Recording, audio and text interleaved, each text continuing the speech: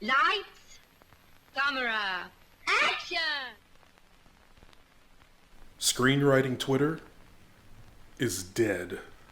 So I came across a tweet from screenwriter Ed Solomon. You don't know who Ed Solomon is? He's written tons of iconic films, including Men in Black, Bill and Ted's Excellent Adventure, Now You See Me. Now You See Me is iconic. I said what I said. Like his pen game is official. His screenwriting game is legendary. So anyway, I log on and I see that the first thing I see is this tweet from Ed. And he says, "Bye all. Been truly meaningful and once a remarkable way of connecting with people. I've held on as long as I can in the hopes that this may change back, but I can no longer be a part of it.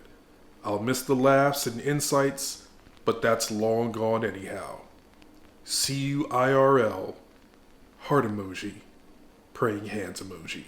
And the thing about it is, screenwriting Twitter has been dying for a while, and I guess you can say it is officially dead.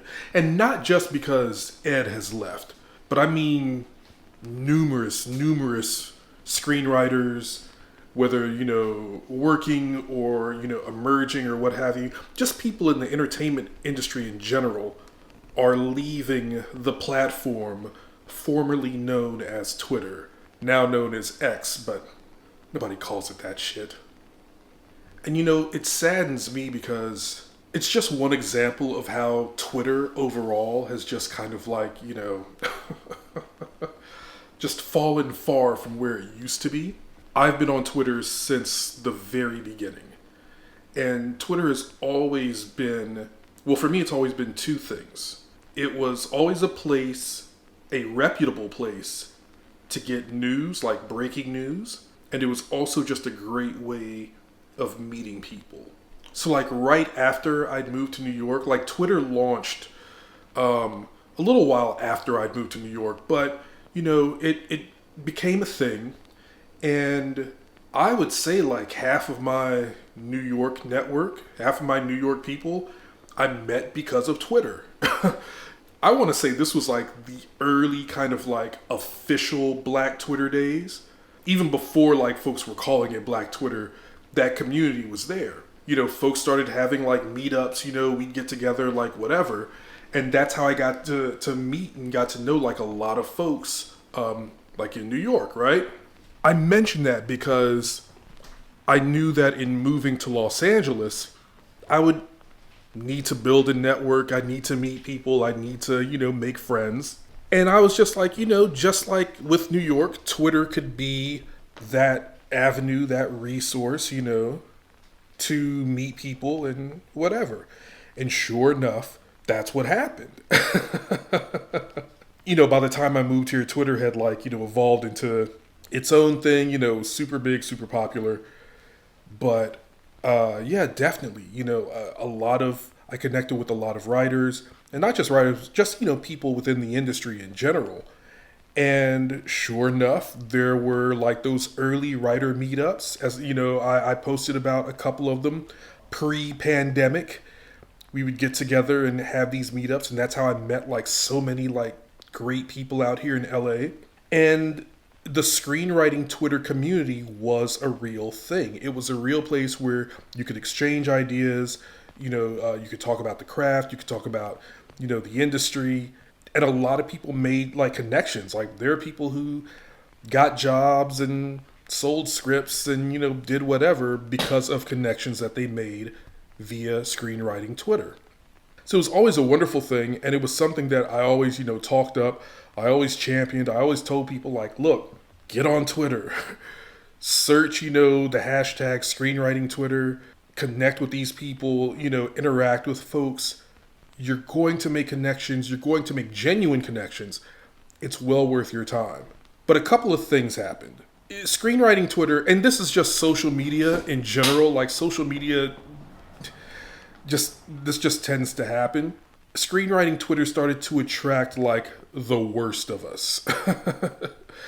anonymous accounts, people, who thought that they knew it all, people who were super snarky, who were very dismissive, who were quite honestly abusive. And it got to the point to where industry professionals, working screenwriters who were really offering advice and mentoring, emerging screenwriters and everything like that, they couldn't take it. They couldn't take the abuse. They couldn't take, the insults, people questioning their expertise. And you just started to slowly see how they, participated less and how some of them started to leave the platform. And once Elon Musk bought Twitter, which was, God, man. I said from the beginning that he didn't really want to buy Twitter. He was just being a dick. But Twitter, the company Twitter, the only thing that I can think is that they were just that desperate for money, funding, whatever. They literally forced this man to buy the company. And now look what happened. It's just like... So, he ends up buying the company and just everything goes downhill. The platform itself, well, it's a shell of its former self. It's terrible. It's awful. It really is. And so the community that had been so, carefully curated and built as far as screenwriting Twitter, it's just falling apart. It's like I said, it's dying if it just isn't already dead. And when you've got folks like Ed leaving the platform, you've got other folks that are posting, hey, I can't do it anymore. I'm sick of it. It's sad. It's sad. It really is. And the thing is, folks saw this coming. So, after Musk bought Twitter and tried to rebrand it and just all this other dumb shit, all these kind of replacements popped up. There was Spoutable and Mastodon and Blue Sky, and there were these attempts to recreate, I would say, the magic of screenwriting Twitter on these different platforms, but nothing really caught on. And I just think it's because no one knew where to go. There wasn't a central place. It wasn't like we all migrated from Twitter to the same platform. People were trying out different things, and people liked different platforms because of what they offered. For a while, I was a big fan of Blue Sky until the users on Blue Sky revealed themselves to be pretty fucking racist and misogynist, but mostly racist, and especially racist to black women, which I just... So I kind of, I left Blue Sky alone. I liked the interface of Spoutable, but it just didn't happen. And Mastodon, I just couldn't. So whatever, right? But then we all know that Meta, Facebook, Instagram launched its own Twitter type platform called Threads. I was on Threads relatively early. I was like, all right, whatever. If you have an Instagram account, and I guess if you have a Facebook account, I don't know, but if you have an Instagram account, you can definitely launch a Threads account right away. I signed up for Threads, whatever. And it's been slow to kind of get there. Now there really is a thriving screenwriting Threads community. And I love it. I love it. A lot of the screenwriters who I either met on Twitter or just regularly communicated with on Twitter, they're on Threads, and they're active on Threads. That's the thing that I like about it, is that it's not enough to just migrate to another platform.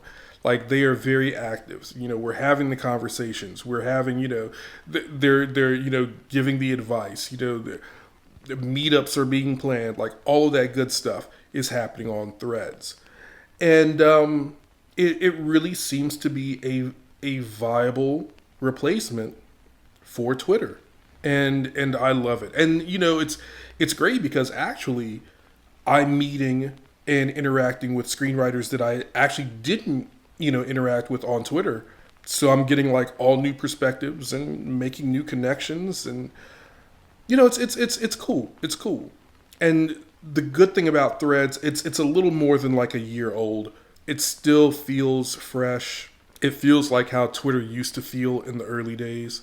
The assholes, the dickheads, they are making their way over. But Threads, implement certain features to where you can just, not even just like block people or whatever, but you can like hide abusive comments so that nobody on the platform will see them. It's just the best thing. Some jackass comes, into your comments, into your replies.